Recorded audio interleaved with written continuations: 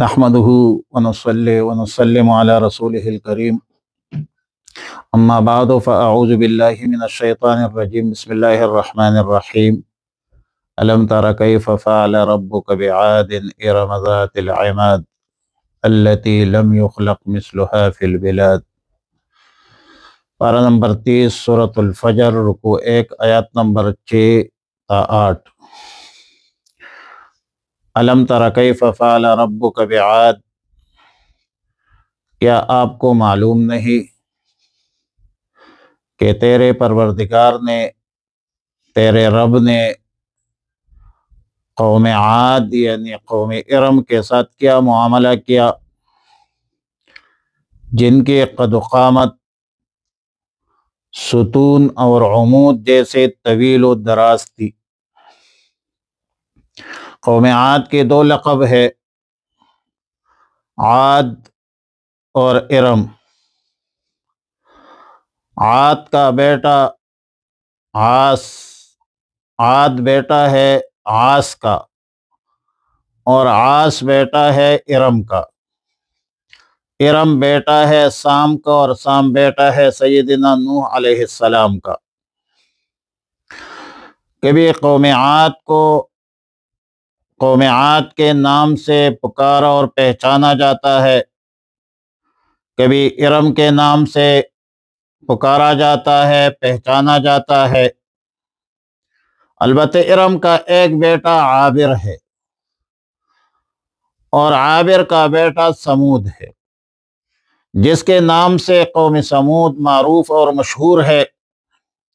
لہذا قوم عاد بواسطہ عاص کے اور سمود بواسطہ عابر کے ارم کے اولاد ہے۔ قوم عاد میں دو طبقے بنتے ہیں، ایک متقدمین جس کو عادن الاولی کہا جاتا ہے، اور دوسرے قوم متاخرین ہے جس کو عاد اخری سے تعبیر کیا جاتا ہے۔ آیت مذکورہ میں عاد کے ساتھ ارم کا لفظ بڑھا کر اشارہ ہے اس طرف کہ اس سے مراد عادن الاولی ہے، اور وجہ قرب ہے، قلت واسطہ کے اساس ہے، اور انتہائی قرب اور قریبی وسائط کے اساس پر قوم عادن الاولی کو قوم ارم بھی کہا گیا۔ وعلی کل حال لفظ عاد کا عطف بیان ہے یا بدل ہے، اور مقصود اس قبیلے سے قوم عاد کے دونوں قبیلوں میں پہلے قبیلے متقدمین قبیلے کے عادن الاولی کی تعین ہے۔ ظاہر ہے کہ عاد اولی مقدم ہے، ان کو عاد ارم سے تعبیر کیا، اور عاد اولی اپنے جد اعلی ارم سے بنسبت عاد اخری کے قریب تر ہے۔ سورہ نجم کی آیت ہے اہلک عادن الاولی۔ قرآن کریم میں یہ جو سورہ فجر ہے، سورۃ مذکورہ میں اس قوم کے صفت ذات العماد کہا کہ الم تر کیف فعل ربک بعاد ارم ذات العماد۔ عماد عمود ستون پلر کو کہتے ہیں۔ قوم عاد کو ذات العماد اس لیے کہا گیا کہ قوم عاد کے قد و قامت بڑے دراز تھی، بڑی طویل تھی۔ یہ قوم اپنی قوت اور طاقت میں دیگر قوموں سے ممتاز قوم تھی، اور اسی امتیاز کو قرآن کریم نے یوں بیان فرمایا کہ لم یخلق مثلها فی البلاد، یعنی ایسی طویل القامت قوی طاقتور قوم کو اللہ تعالی نے دنیا میں پہلے پیدا نہیں فرمایا تھا۔ قرآن کریم نے قوم عاد کے طول قامت اور سارے دنیا کے قوموں سے ممتاز تو بیان فرمایا، مگر یاد رکھیں کہ قرآن کریم میں ان کی پیمائش کا ذکر نہیں ہے۔ ظاہر ہے کہ یہ ایک ضرورت سے زائد کام ہے، چھوڑ دیا۔ البتہ اسرائیلی روایات میں قوم عاد کے قوت و طاقت اور قد و قامت کے حوالے سے عجیب عجیب قسم کے اقوال مذکور ہے۔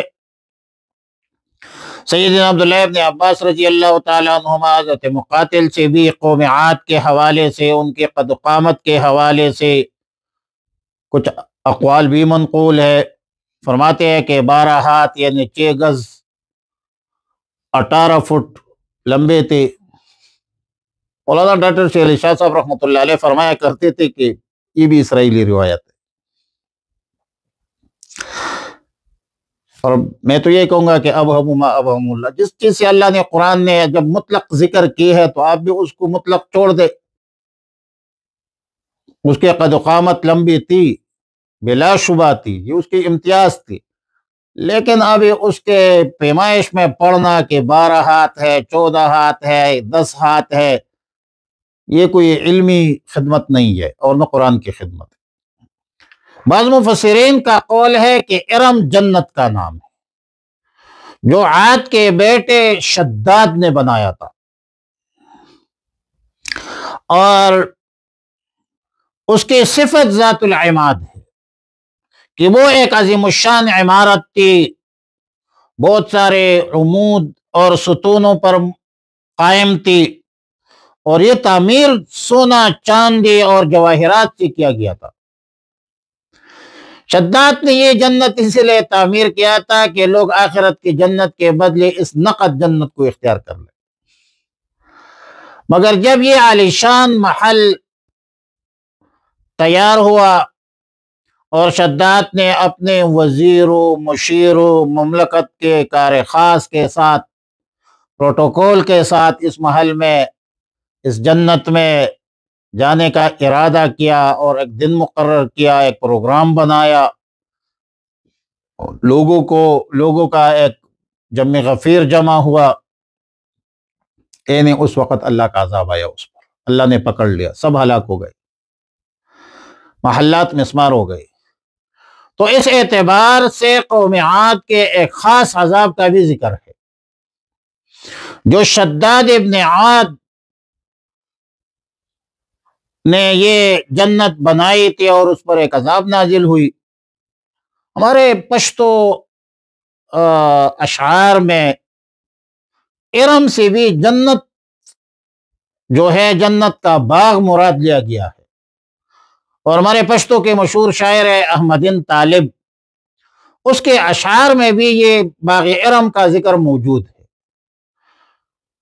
احمدین طالب کہتے ہیں، نشیز دغم جٹے دیار پغم خرم دشم کورہ سے ٹکرے ہر قدم خرم، روغالم پما گمان د شراب خور کړي چې د سرو سترګو پیالو کې د زړه غم خورم، صداقت زما د صبر پاتې نشو په کوم رنگ به د دلدار د در قسم خورم۔ اور پھر کہتے ہیں کہ چې خوند د یار تر لبو نه رسیږي، عبس سلا ثمر سیب د باغ رم خورم۔ تو جو باغ رم ہے، اور ہمارے ہاں تو لڑکیوں کا نام باغ رم بھی رکھا جاتا ہے، تو پشتو روایات کے مطابق جو ہے یہ ارم جو ہے یہ جنت، یہ باغ کا نام ہے کہ خوند دیار تر لبو نرسیگی عبسلا ثمر سیب د باغ رم خرم، کہ خوند جب ذائقہ یار کی ہونٹوں تک نہیں پہنچتی تو عبس بیہودہ میں کیوں جو ہے پل، سیب کا پل جو ہے باغ رم کا کاؤ، اس کا فائدہ کیا ہے؟ تو آچے خوند دیار تر لبو نرسیگی عبسلا ثمر سیب د باغ رم خرم۔